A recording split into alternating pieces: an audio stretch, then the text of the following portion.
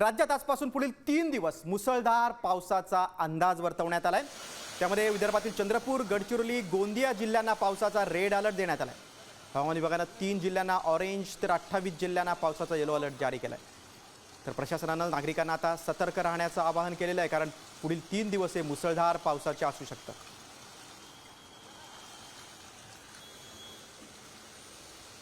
राज्यातल्या बहुतांश भागात पावसाची परिस्थिती चांगली आहे। नेमका पाऊस पुढील काही दिवस कसा आहे किंवा झालेला पाऊस कसा आहे हे सगळं आपण जाणून घेणार आहोत। आता जर बघितलं आपण तर बंगालच्या उपसागरामध्ये एक कमी दाबाचं क्षेत्र तयार झालं होतं आणि नंतर ते मूव्ह होऊन आता ओरिसा आणि ॲडजॉइनिंग रिजनवर ते स्थित आहे आणि विथ हाईट त्याला एक टिल्ट पण आहे आणि त्यामुळं गेल्या 24 तासांमध्ये विदर्भ त्याचबरोबर तेलंगणाचा जो रिजन आहे तिकडे मुसळधार ते अतिमुसळधार पावसाची नोंद झालेली आहे। विदर्भासाठी आज रेड अलर्ट आहे।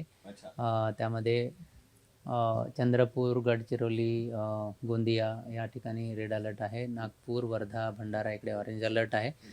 त्यानंतर हिंगोली, परभणी, जालना या ठिकाणी सुद्धा तुरळक ठिकाणी ह्या जिल्ह्यांमध्ये मुसळधार पाऊस पडू शकतो। जळगावमध्ये सुद्धा अशीच परिस्थिती असू शकते। त्यानंतर कोकण किनारपट्टी आणि घाटमाथ्यांवर काही ठिकाणी मुसळधार ते अतिमुसळधार पाऊस पडू शकतो। तर आजचं जर बघितलं तर महाराष्ट्रात सर्वदूर पावसाची शक्यता आहे। कॅमेरामन आदर्श कटकेसह सचिन जाधव, साम टीव्ही न्यूज।